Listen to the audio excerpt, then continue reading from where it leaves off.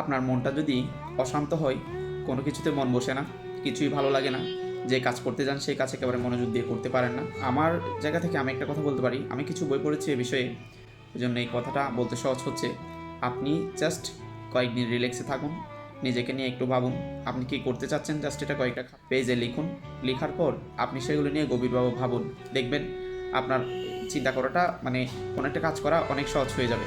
কারণ আপনার ভাবনাটাই হচ্ছে আপনাকে অনেক দূরে নিয়ে যাবে। আপনি যদি ভাবতেই না পারেন, আপনার মন যদি বিক্ষিপ্ত থাকে, তাহলে তো আপনি কখনো ভাবতে পারবেন না। ওই বিক্ষিপ্ত মনকে আপনার আয়ত্তে নিয়ে আসার জন্য আগে আপনি কয়েকদিন রিল্যাক্স করুন, সব কিছু একেবারে অফ করে দিন। সোশ্যাল মিডিয়া, আপনার যত ধরনের অ্যাক্টিভিটিস আছে কিছুদিন অফ করে রাখুন। বন্ধু বান্ধবের সাথে একটু কম করে কথা বলুন এবং আপনার পারিবারিক কাজগুলোতে মনোযোগ দিন। মা বাবা, ভাই বোন এবং যারা আত্মীয় স্বজন আছে তাদের সাথে একটু মিশুন। দেখবেন আপনি আপনার ভেতরে একটা চেঞ্জ দেখতে পাবেন। এইটা একদম রিয়েলিটি।